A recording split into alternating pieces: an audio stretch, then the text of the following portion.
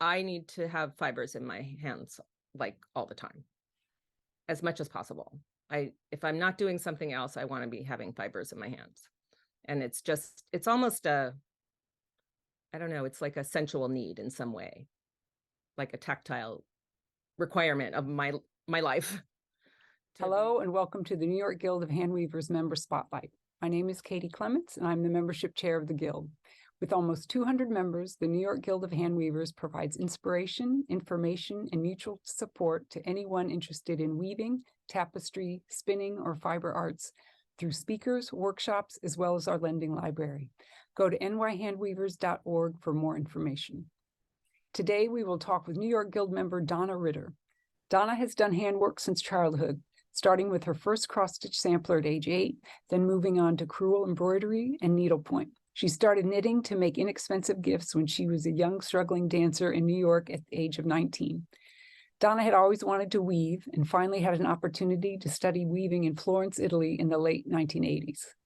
After a promising beginning, she took a long hiatus to focus on her education and career as a physical therapist after retiring from the professional dance world.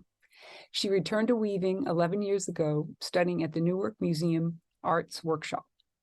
Donna has always worked to expand her weaving knowledge, moving into other forms and materials beyond fiber, such as reed and bark for basket making, wire for jewelry making, wire weaving on the loom, as well as wet felting and dyeing fiber. Donna has also dabbled in clay, drawing, painting, and metalwork. Donna belongs to the Westfield Weavers Guild, the Jockey Hollow Weavers Guild, the New York Guild of Handweavers, and the Handweavers Guild of America. She lives and works in South Orange, New Jersey, and can be found online at donnacreates.com. So welcome, Donna. Thank you. I'm happy to be here talking to my friend Katie. Yay! I've been curious about a bit about yourself and your background and how you got started in fiber art. It's kind of my whole life, really. I started out, my father came home from a trip to New York when I was about, I don't know, 7 maybe, and brought home a sampler, like a cross-stitch sampler, not counted cross-stitch, but the kind that's printed. And so that was the first thing I did. And then I tried crewel embroidery, and I did that for a while. And then I did needlepoint, and I just always was interested in fiber. When I was about 9 or so, I got a loom for, one of those, like a, what do they call them? Peacock loom for, just the 2-shaft wooden thing. And it was tiny, and it was like a Hanukkah gift. And I was like, okay, that's nice. And never touched it. And then a few years later, I wanted to use it. I had seen it. It was in the storage room. We had a storage room. I lived in Arizona. We don't have basements there. And and then when I wanted to use it, I went in there and it was gone. And I'm like, what happened to the loom? And my mom had given it away. And so that was the beginning of my desire to weave. And it wasn't until I moved to New Jersey 14 years ago that I actually got to do it. So So was it that it got taken away, sparked the fire? Maybe, I don't know. I mean, I've always loved fibers. I after needlepointing, I started knitting. I was continuing to needlepoint, but I lived in New York City. I was a dancer. I didn't have any money. I had a apartment on the Lower East Side with no heat. In winter, I was making Christmas gifts bundled up under my quilt, and I was knitting for Christmas gifts. And so I've always done something. I knit for a long time, and then I started working as a physical therapist after my dance career, and I was an orthopedic manual therapist. So I had my hands on human fibers for a long time. And I didn't have any desire to touch other kinds of fibers during that time. It's really, I didn't realize until afterwards, oh, of course, I was already involved with fibers. They were just different kind. And then when my kids were born, I started knitting again because I was only working part-time, and I started knitting for them. when I was in Dallas, I investigated weaving. I wanted to take it up again. And because I hadn't been able to do it before that when I was in New York. And I found a weaving studio. I never heard of guilds. I would have loved to have known about them then. Anyway, I found a weaving studio, and the weaving teacher was very insistent on her path and method of how to learn to weave. And, you know, the first thing you're going to learn to weave is a belt. And I'm like thinking, I don't want to weave a belt. Like, I want to weave big stuff. I want to weave, like, I had already woven a shawl, and, you know, I wanted to like continue the kind of the exploration. I didn't want to be confined to something that was like an inch wide. I was like, didn't understand anything. So I was like, oh, I'm not doing that. So, you know, then it was like another, you know, I don't know, 12 years before I actually got to weave. How did you get into study weaving in Florence? I'd love to So hear. I was I met an Italian guy traveling in the summer of 86, I think. And I wanted to stay in Italy for a while. But I had to go home because I was in college at the time. Had returned to college in order to prepare to be a PT student. And I arranged to have a semester in Italy,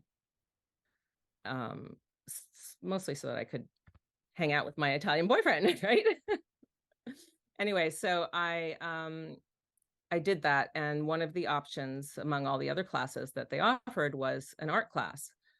So I actually I started out with drawing, and the drawing studio had no heat, and the winter it was winter spring semester, and the winter in Florence is pretty much like the winter in New York in terms of temperature. So that was not happening. It was freezing cold in there. And then I've always also, and I wanted to draw. I've always wanted to draw. And then I went to check out the clay studio the ceramic studio, because I also wanted to work in clay. And that was in a basement, and it was very dark and damp and cold. So I was like, no, I don't want to do that either. And then I found out there was weaving. The weaving studio was in the cloisters of the Chiesa di San Lorenzo, which is the Church of San Lorenzo. It was in the middle of the marketplace.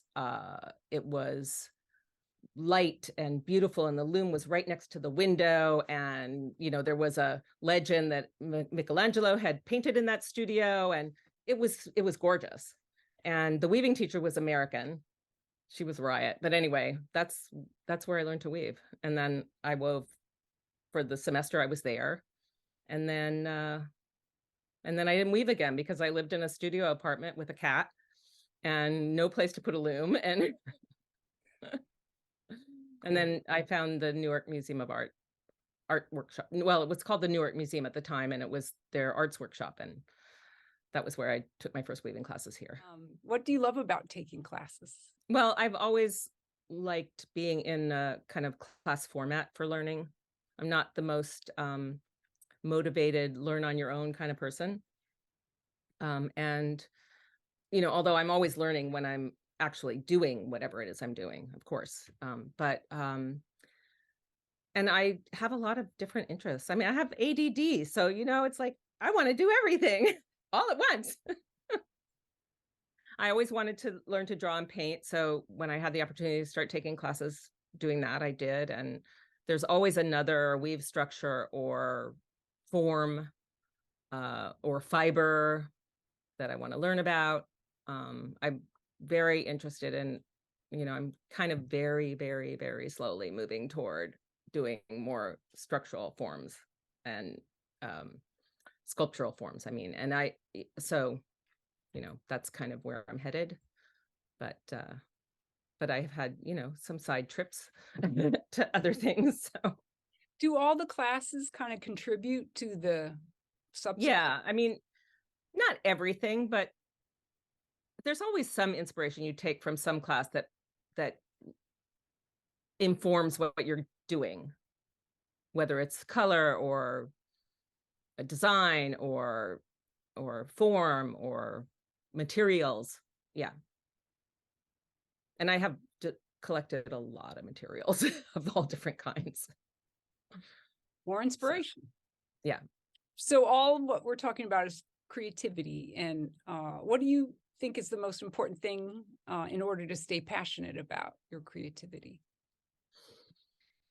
I don't know. I mean, a lot of it has to do with I need to have fibers in my hands like all the time, as much as possible. If I'm not doing something else, I want to be having fibers in my hands. And it's almost I don't know, it's like a sensual need in some way, like a tactile requirement of my life to be working with fibers in some way. So that's part of it. And then since I'm doing several different things, I make jewelry. I've been trying to work with wire on the loom. And so there are a lot of different things I do, and knitting's very portable. So I do that a lot. If I'm not feeling one thing, I'm feeling something else.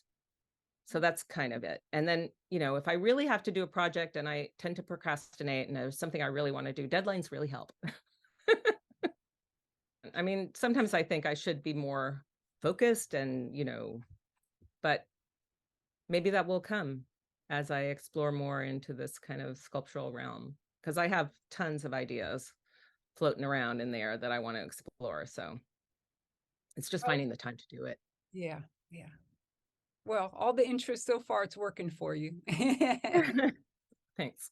So, as a former physical therapist, what words of wisdom can you share with other fiber artists about keeping our bodies healthy and out of pain? Lots and lots of things, but I would say core strength is really important, like abdominal strength, because it supports everything else. And being ergonomic about how you place your body at your loom, like your elbows should be, your hands should be the same height as your elbows. You shouldn't be like lifting yourself up to weave. Working your treadles in a way that you're working both legs fairly evenly is always good, even if it means you have to change the treadling pattern or the treadles you're using, changing the order. Like you might have shaft 6 in the middle if you're using that one a lot, as opposed to having it attached on the side more. So does that make sense? Yeah, definitely. And stretching your hands, your arms, your back, your shoulders, your legs, getting up a lot, stretching your hips, because you sit a lot when you're weaving, and stretching the front of your hips is really important too. So yeah, and keep moving. Don't sit for hours and hours and hours and not get up and move. I think that pretty much covers the basics. Like a free consultation. I love it.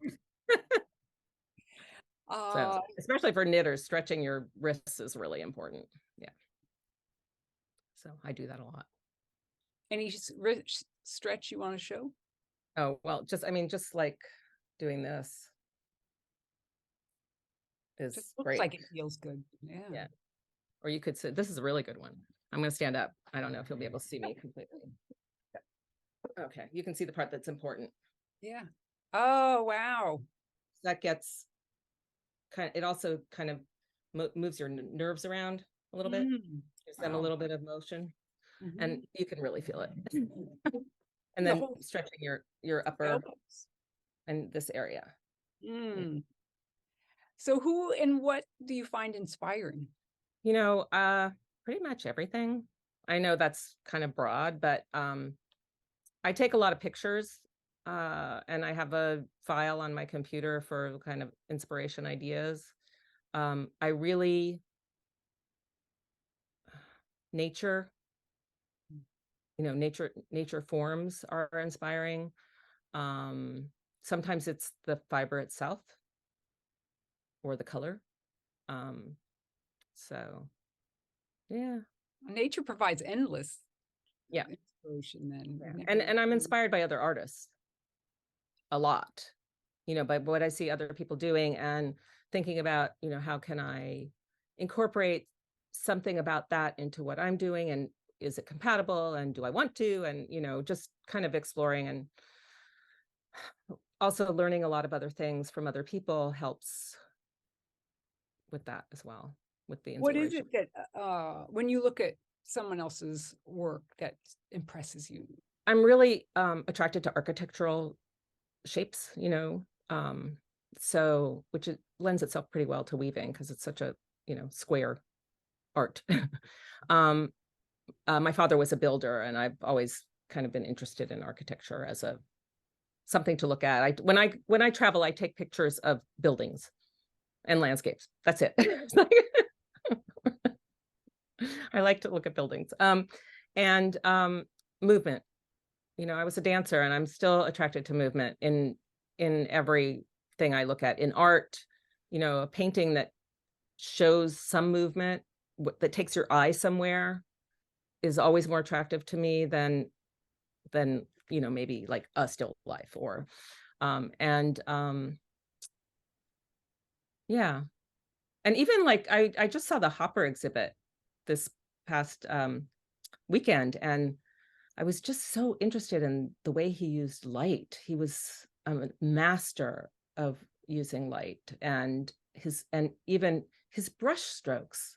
I mean, that I can apply to painting, but yeah, it was really cool to kind of get up close and look at how he used his brush to show things. So I like to play at the loom. So it's not so much, it's more like what I see in front of me informs what I do next a lot of times. I mean, I plan things, but then things change when you're actually at the loom. So, like when I was weaving my daughter's taluses, which you'll show a picture of, that was, a lot of that was kind of just as I went along, changing colors, adding something shiny. There was some of it was planned, but some of it was not. So, yeah. I like to do that. That's what's fun about weaving to me. That's one of the fun things. It's like painting with yarn. Okay, so we start with knitting. Yeah. So I do. I spend a lot of time knitting. I knit when I watch television. I knit when I'm waiting at the doctor's office. This is the first lace piece I ever knit, and I followed a pattern, and yeah, the pattern, it ended up being extremely long because I wasn't really paying attention. Kind of like Audrey Hepburn in in Breakfast at Tiffany's. It got really long. Anyway, yeah. So yeah, knitting is kind of the portable pastime. This is the first thing I wove. This was in Italy, in that workshop I took in Italy, and it was just a sampler of like anything you could do with tapestry. Yeah, and it was a lot of fun. I loved it, and I had actually in mind, and still do because I never did it, a kind of larger scale tapestry work that I thought about when I was there. I spent a lot of time in in Tuscany, and over the years, and the hills, the Tuscan hills, is kind of like still in my mind. And I was thinking about it the other day, actually. The more things I learn in kind of the 3D realm in weaving, the more clear what I want to do with that comes. So yeah. Okay, baskets. Yeah, this is actually fairly recent. I took I actually won a raffle at MAFA, last MAFA, to go to Aramont for a week, and I took a basket weaving class. This is a random weave, which I really like because you can play, and you let the fibers tell you where to go, pretty much. And because if they don't want to go where you want them to go, they won't. So this is reed and cane, dyed cane, and it's not actually finished. I still want to add some to it. I want to make it a little bit more dense. But yeah, so we learned a bunch of different techniques that you can use to make forms. And that was one of them. So, and I had actually done random weave once before with Judy Dominic at a convergence. So I was really happy to re-examine it. Actually, Judy Dominic's was pretty funny. She was like, yeah, you know, it will hold together when you throw it against the wall and it doesn't fall apart, then you know it's good. That's a great when it's wet, not when it's dry. Oh, this is so beautiful, Donna. Yeah, this is my favorite thing I ever did. I actually did this in a class with Sandra Kehoe at the Visual Arts Center of New Jersey. A lot of things I do in a class because I don't have time to do them any other time, basically. So this was the first thing I did with driftwood, drilling holes in the wood to put the reed in to hold the weave. And my original idea with this was to make two bowls, one on kind of either one sticking out one way, one the other. And when I got the first bowl done, I was like, no, I got this idea to just have these linear things.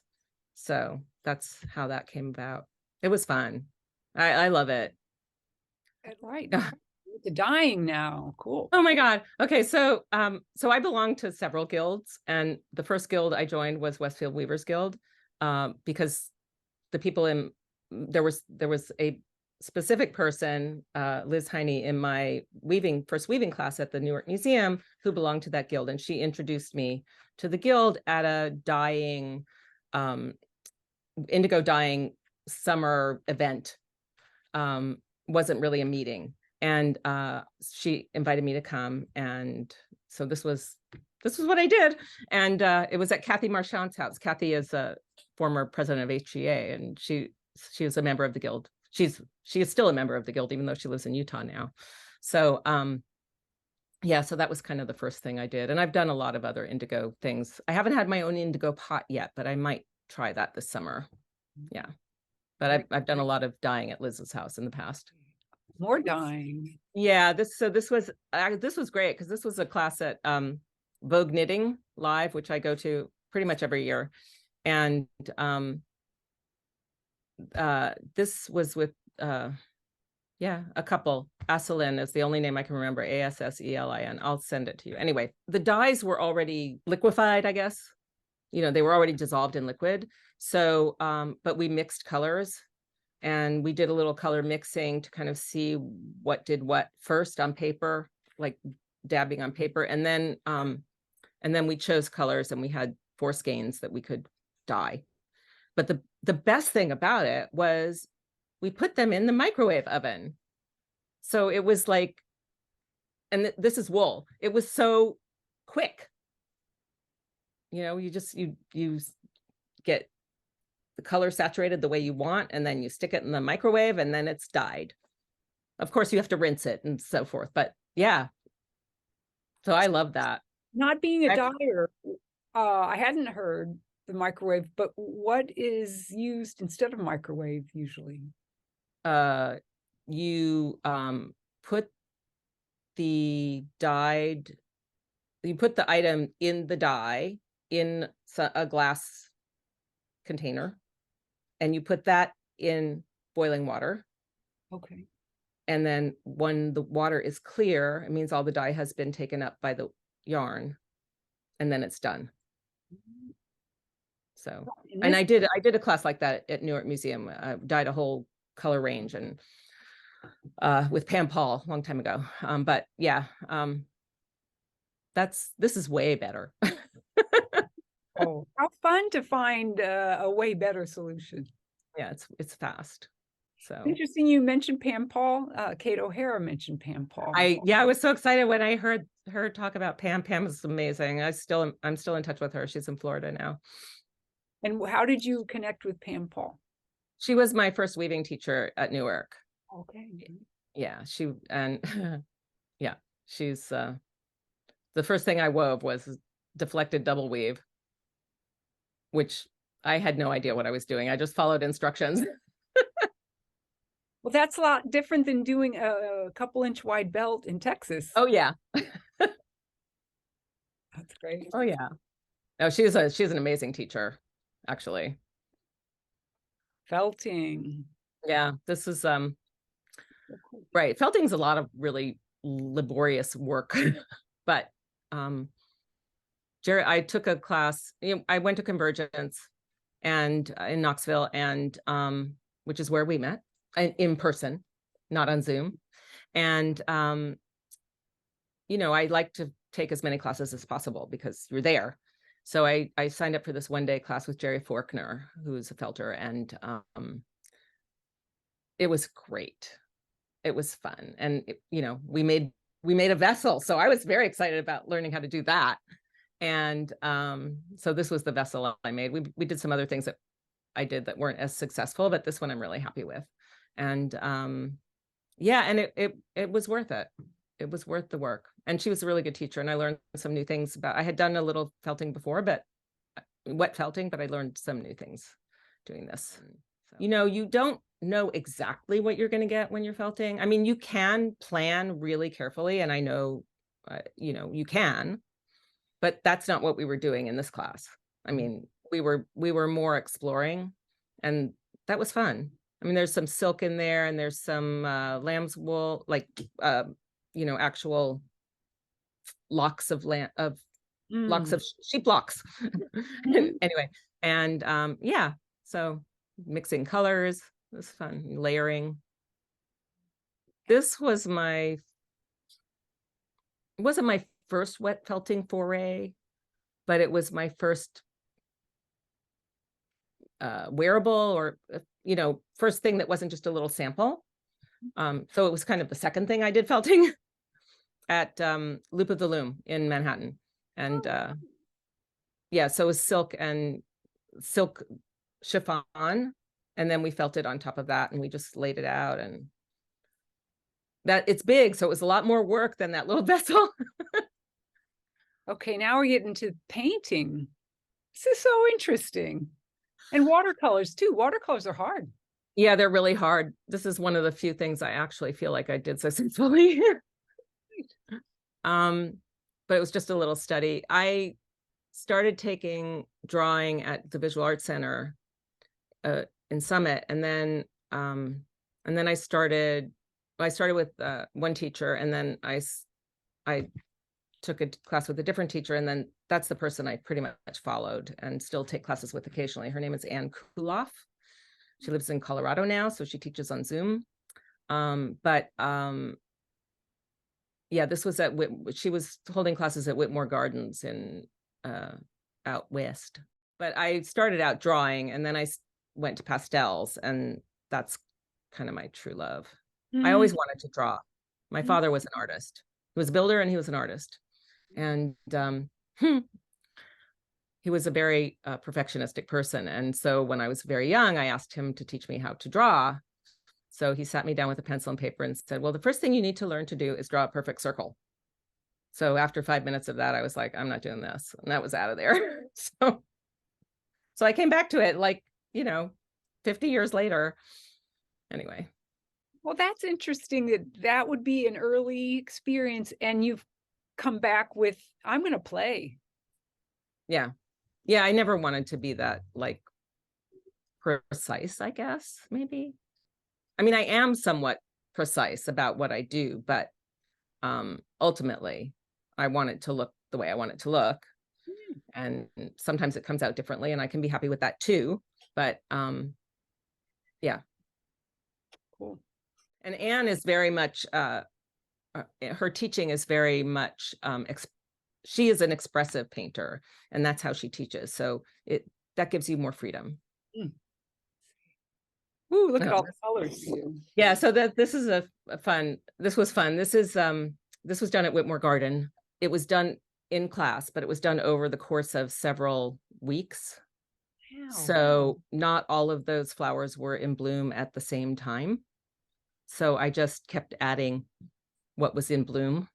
So that was really fun. So it's a riot of color, which is not exactly what it looked like all the time. But yeah. That's beautiful. Thanks. This is very meaningful. Yeah, talk about so this. Yeah, when I started to weave, one of the things I wanted to do was weave my daughters. I have twins. They're 19 now, but at the time I wanted to weave their taluses for their bat mitzvahs. And so ultimately that was kind of where I was heading with my weaving at that time, at the beginning. And this is actually Jane, Ava and Jana are their names, and this is Jana's talus. She wanted so I had bought yarn years before at Silk City, at the Silk City warehouse when it was in Patterson. So the main fiber, the weft is a cashmere silk blend, very thin, and the warp is 10-2 cotton, like a natural color, and then the wine color is 22 Vene cotton. The yarn I had was purple and kind of a sea green. She really wanted the purple. So I did it with the purple, and I used some metallic thread. You can kind of see it shining through a little bit there. And then the wine color is done with clasped weft technique. So, and that was also somewhat random, like not random completely, but planned as I was going along. I would decide where I wanted to do it.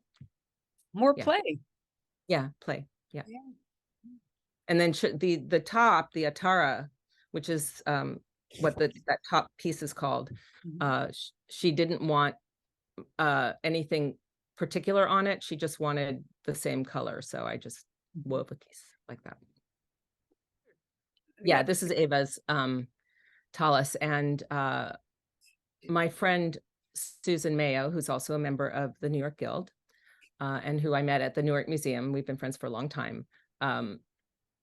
She had designed this lace Star of David for a talus that she had made a long time ago for her daughter.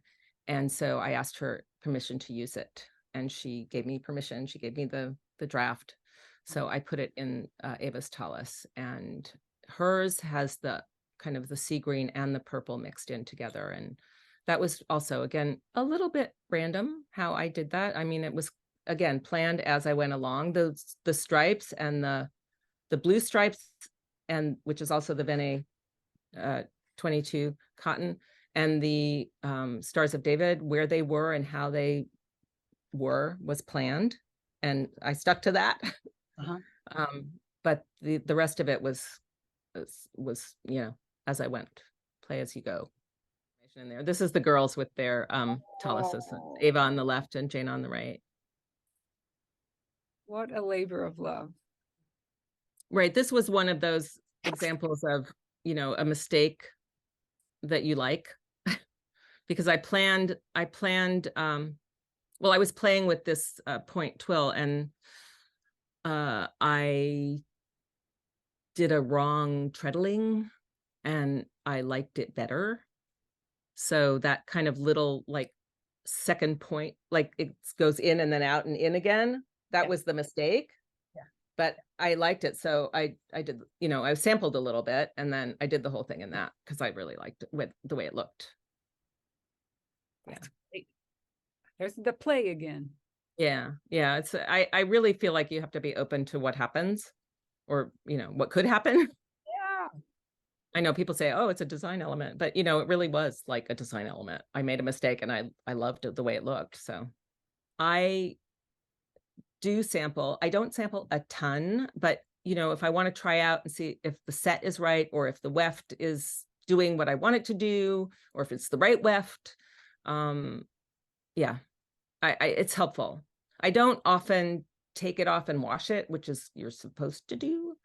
But I often use cotton, so it's not as important as it would be, I think, with wool, which transforms more when it's washed.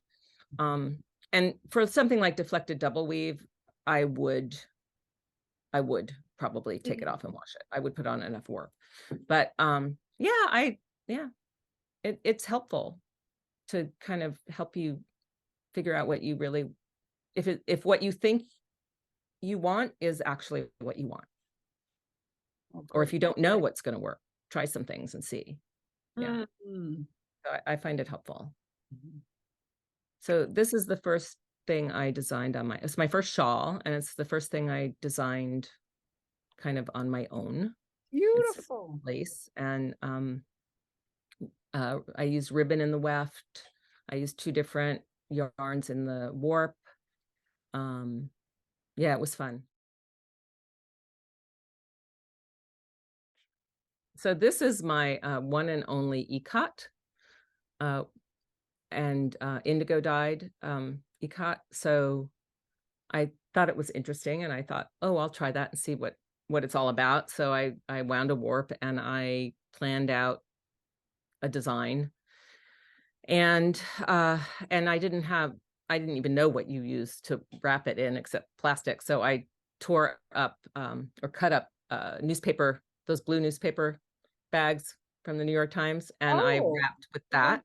And then I dyed when we had our indigo dye day. I dyed the weft and the warp, and I think it's 10-2 cotton, and yeah. And then I did a point twill, and I'm really love this actually, and it took forever. Wrapping, man, that takes a long time. I guess you get faster at it the more you do it, but yeah. And the planning and, measuring, and, I'm really happy with how it came out, but yeah. that's a great result. Really beautiful. Oh, Oh, there's this is the finished ikat beautiful. piece. I do want to do more ikat, I think.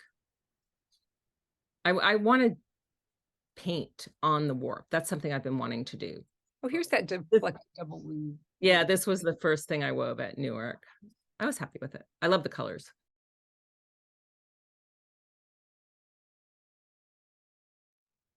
Okay, this was the one I wove in Italy.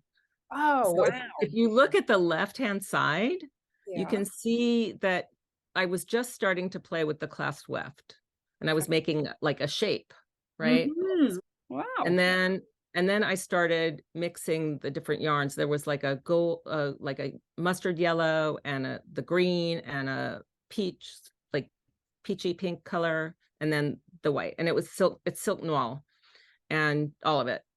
And then and it's a lace pattern, which I didn't know at the time. I just picked it out of a book.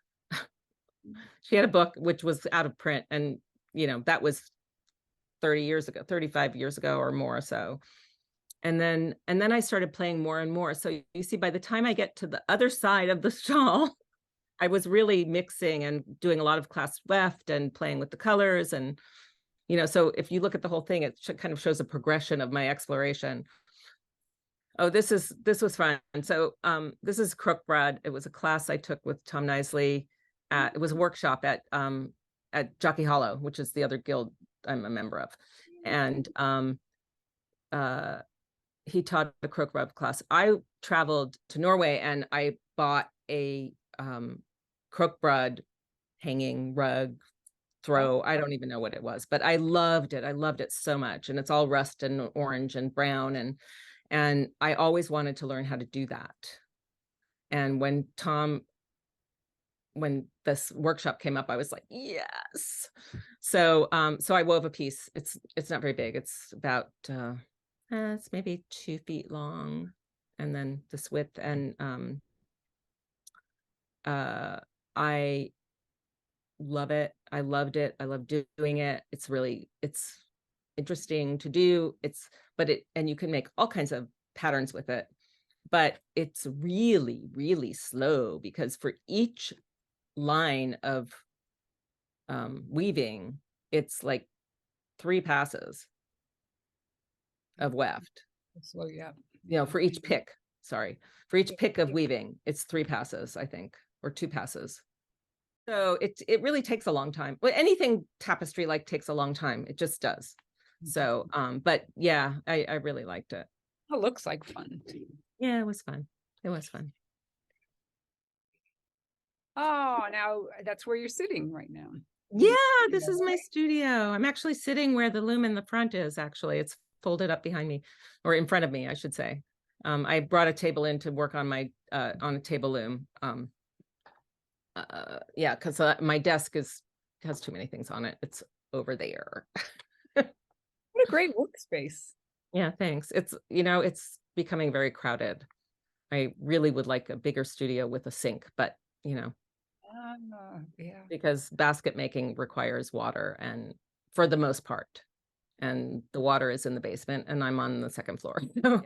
Getting into the wire, which I want to point out, I am wearing a Donna Creates set of earrings and a pendant. Thank you. Thank you. I Thank love you. The earrings are my design. The pendant is Anastasia's design. So this is my design. The stone isn't very interesting, but I wanted to play with using a stone that had a hole in it as opposed to a cabochon, which doesn't have a hole in it, to see what, how that would work out. So I call this necklace Cleopatra. I'd have really hard time naming things, like finding titles for pieces, but this one came very naturally. This is copper. And so I learned to do this kind of technique with Kashka Firor. She teaches all over the country, but she taught at Beadfest, and I've taken several courses from her there. So, and she's an incredible artist. But anyway, so these are earrings that I designed. And this was, so after Anastasia's class, she taught, this was my first convergence in Rhode Island, first one I went to. And she taught this metal and wire weaving. And she taught earring designs, several earring designs, and a pendant design, and with a frame, which is what you're wearing. And then when I came home and I thought, well, I want to, what else can I do? Yeah. So this is something I came up with. And your color combo is so beautiful. Well, I'm from the Southwest originally, so I grew up in Arizona. Yeah.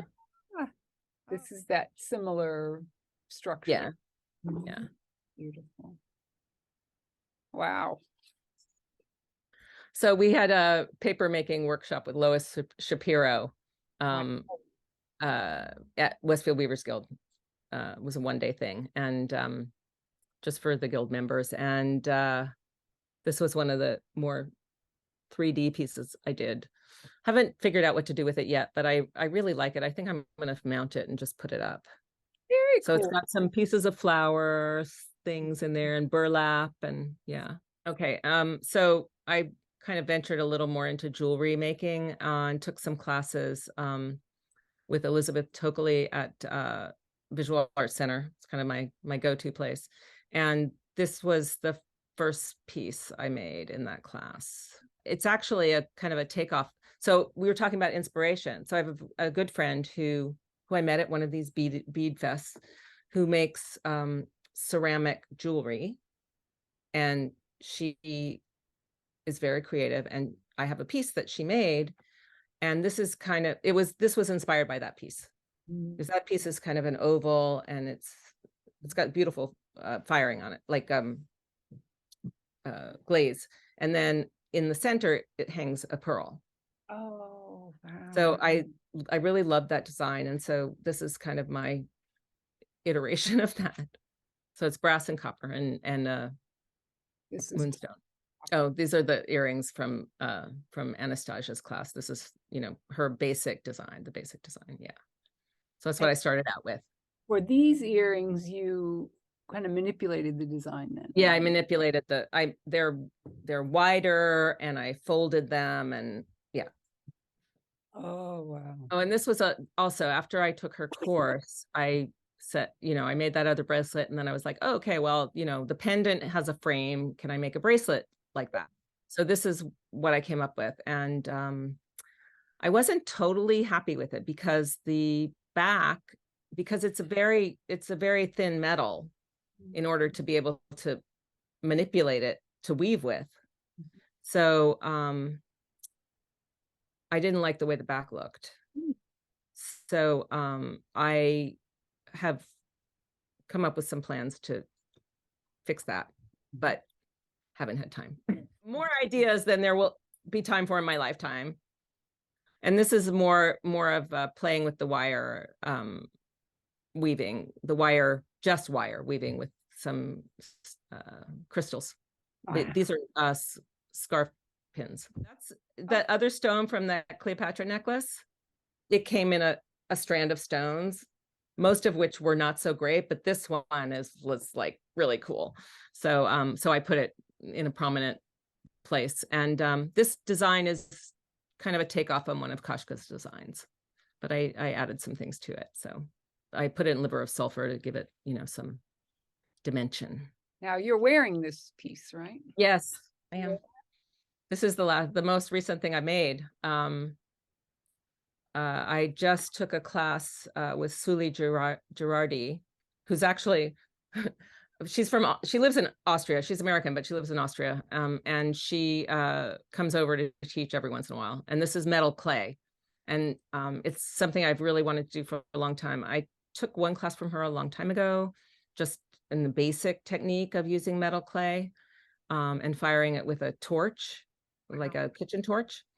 But this piece is thicker, and it's made with metal sheet. So you cut the sheet into pieces and weave with it, and then it's framed in between two pieces of silver clay. It's silver clay, and then it gets fired and it turns into pure silver. That was just a couple of weeks ago, and I've wanted to work with that metal clay sheet for a long time. And when this class came up, I was like, yes, now I have a chance to do it with somebody who knows what they're doing.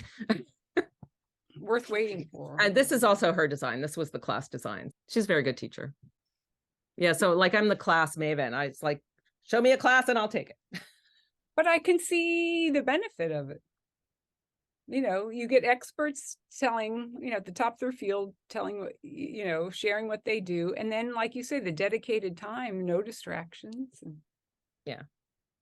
And you meet friends. You also find out if it's something you really want to do, or you invest in it.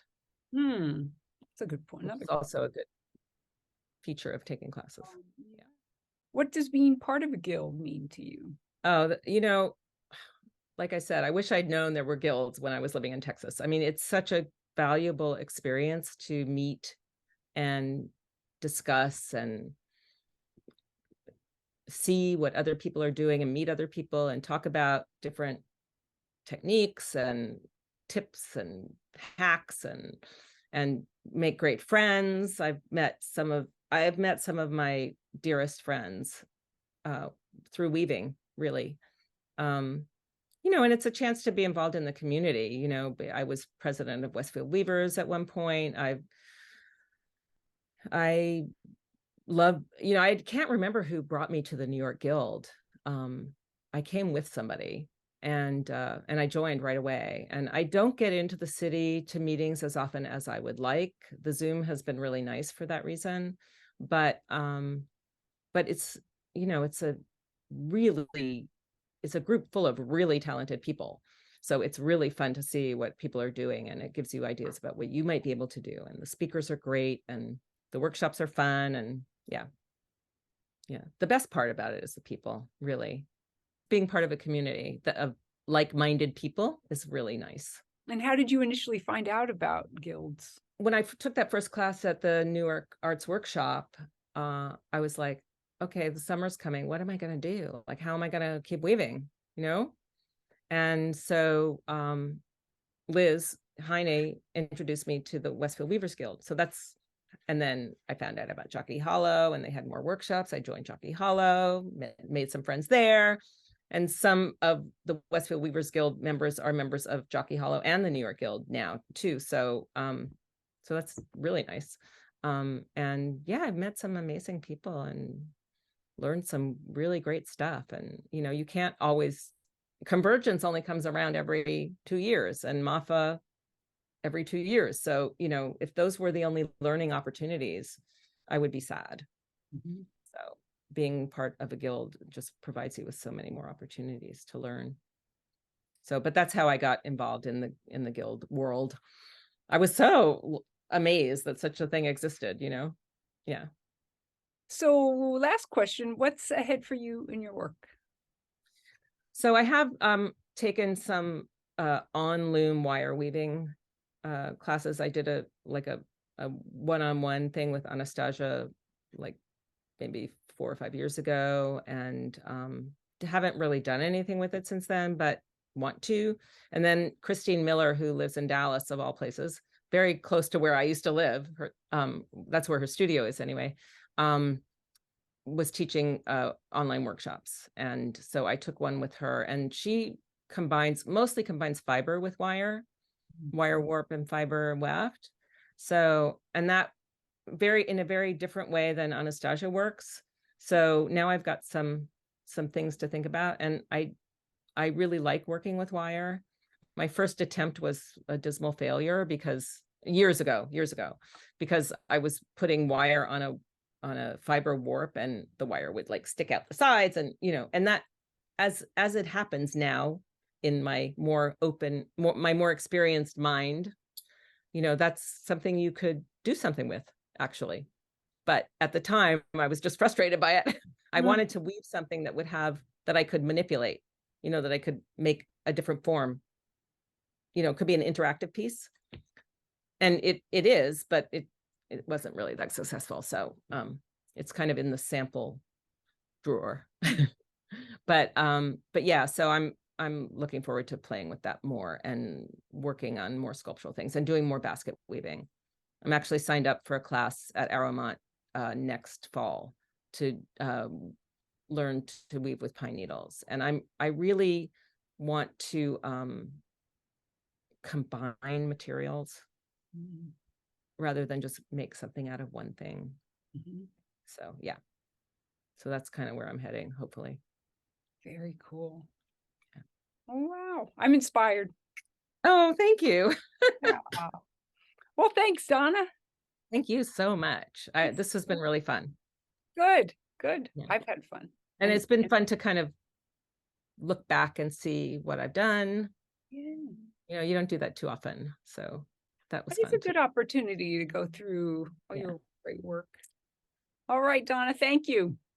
See you at the next guild meeting. See you at the next guild meeting. And thanks for watching. If you liked the video, please like, comment, and share, and subscribe to the New York Guild of Handweavers YouTube channel. If you're interested in joining the New York Guild of Handweavers, please go to nyhandweavers.org. See you in the next video. And until then, happy weaving.